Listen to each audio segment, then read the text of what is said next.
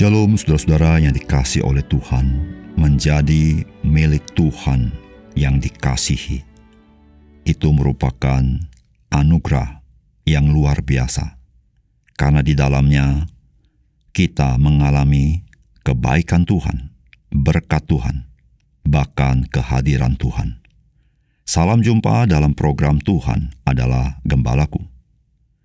Pernahkah saudara merenungkan apakah atau siapakah yang di dalam dunia ini yang bukan milik Tuhan? Alam semesta milik Tuhan, hewan dan tumbuh-tumbuhan milik Tuhan, manusia-manusia adalah milik Tuhan. Tidak pandang siapakah manusianya itu. Namun apakah semua manusia akan diselamatkan oleh Tuhan, sehingga tidak ada yang binasa? Ternyata tidak. Itulah yang diajarkan oleh firman Tuhan. Namun satu hal yang patut kita terima, bahwa Tuhan berdaulat untuk menghukum manusia sebagai ciptaannya, untuk masuk ke dalam kebinasan kekal ketika manusia berdosa, menolak mengenal Sang Pencipta yang menyatakan dirinya di dalam Kristus. Bagaimana dengan orang percaya? Orang percaya adalah orang-orang yang ditebus menjadi milik Tuhan untuk selama-lamanya, dan memiliki persekutuan dengan Dia. Saudara, inilah anugerah Tuhan yang begitu ajaib bagi kita di dalam Kristus. Mari kita membaca Ulangan pasal 32, ayat 1-12. Pasanglah telingamu, hai langit, aku mau berbicara, dan baiklah bumi mendengarkan ucapan mulutku. Mudah-mudahan pengajaranku menitik laksana hujan, perkataanku menetes laksana embun, laksana hujan ternai ke atas tunas muda, dan laksana dirus hujan ke atas tumbuh-tumbuhan. Sebab nama Tuhan akan kuserukan. Berilah hormat kepada Allah kita, gunung batu yang pekerjaannya sempurna, karena segala jalannya adil. Allah yang setia dengan tiada kecurangan, adil dan benar Dia. Berlaku busuk terhadap Dia mereka yang bukan lagi anak-anaknya, yang merupakan noda, suatu angkatan yang bengkok dan belat-belit. Demikianlah engkau mengadakan pembalasan terhadap Tuhan, hai bangsa yang bebal dan tidak bijaksana. Bukankah Ia Bapakmu yang mencipta engkau, yang menjadikan dan menegakkan engkau? Ingatlah kepada zaman dahulu kala. Perhatikanlah tahun-tahun keturunan yang lalu. Tanyakanlah kepada ayahmu, maka ia memberitahukannya kepadamu.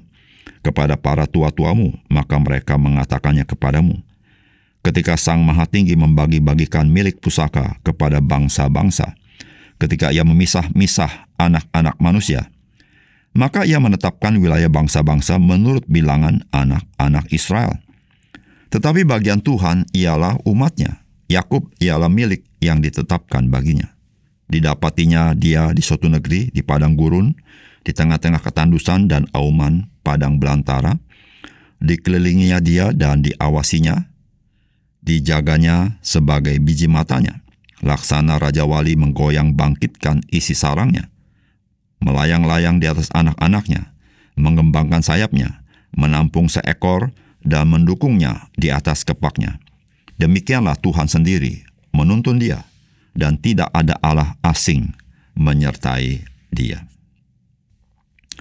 Saudara yang dikasihi oleh Tuhan, bagian firman Tuhan ini adalah nyanyian yang Tuhan perintahkan kepada Musa, yang harus disampaikan kepada umat Tuhan agar selalu ada di mulut umat Tuhan sebagai sebuah peringatan, agar umat Tuhan tidak menjadi serong meninggalkan Tuhan. Dan jikalau mereka meninggalkan Tuhan, mereka tahu konsekuensinya, sehingga mereka tidak dapat menyalahkan Tuhan. Saudara, apakah pesan firman Tuhan bagi kita? Saudara, Tuhan menetapkan bahwa orang-orang yang percaya kepada Yesus Kristus adalah umat pilihannya, dan umat kepunyaan sendiri, dan orang-orang yang diselamatkan oleh Tuhan. Saudara, firman Tuhan mengatakan demikian. Ketika Sang Maha Tinggi membagi-bagikan milik pusaka kepada bangsa-bangsa lain, ketika Ia memisah-misahkan anak-anak manusia, maka Ia menetapkan wilayah-wilayah bangsa-bangsa menurut bilangan anak-anak Israel. Tetapi bagian Tuhan ialah umatnya. Yakub ialah milik yang ditetapkan baginya. Saudara, inilah nyanyian yang Tuhan ingin Musa sampaikan kepada bangsa Israel. Tuhan ingin memberitahukan satu perbedaan yang sangat hakiki antara bangsa-bangsa dan umat Tuhan. Tuhan berdaulat atas bangsa-bangsa. Bangsa-bangsa tidak dapat berlaku seenaknya karena Tuhan mengontrol, dan pembagian mereka pun dibagi oleh Tuhan karena tidak ada ciptaan yang bukan di bawah kedaulatan Tuhan, karena semuanya itu adalah diciptakan oleh Tuhan. Namun apa bedanya dengan umat Tuhan bangsa Israel? Maka Tuhan berkata begini, tetapi bagian Tuhan ialah umatnya. Yakub ialah milik yang ditetapkan baginya. Saudara, di sekian banyak bangsa, maka Tuhan menetapkan bahwa bagian Tuhan itu adalah umatnya, yaitu Yakub, yaitu Israel, menjadi milik yang ditetapkan baginya. Saudara, inilah kasih karunia Tuhan bagi umat Tuhan. Dari sekian banyak bangsa-bangsa, Tuhan memilih Yakub menjadi bagian Tuhan. Saudara, pemilihan Tuhan bukan berdasarkan hebatnya Yakub atau hebatnya bangsa Israel, tetapi karena Tuhan berbelas kasihan kepada mereka. Tuhan beranugerah kepada mereka.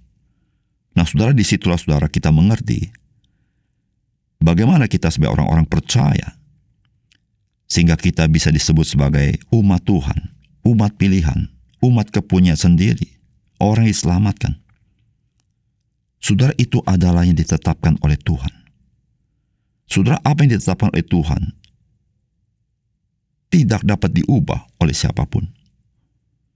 Dan Tuhan menetapkan bahwa orang-orang yang percaya kepada Yesus Kristus, Sang Mesias itu, yang Tuhan utus dari sorga datang ke dalam dunia, menjadi manusia, mati kayu salib untuk menanggung dosa, dan bangkit dan hidup selama-lamanya,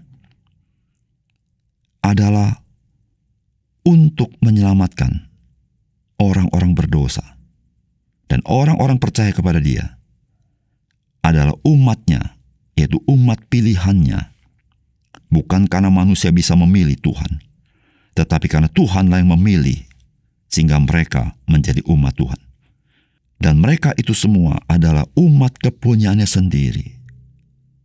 Di dalam arti bahwa orang-orang percaya yang ditebus oleh darah Kristus itu adalah bagian Tuhan, yakni mereka adalah orang-orang yang melayani Tuhan, yang hidup bagi Tuhan, yang menyenangkan hati Tuhan, yang bersaksi menyatakan kemuliaan Tuhan di tengah-tengah dunia ini. Saudara, kita sebagai orang percaya, kita harus bersyukur kepada Tuhan.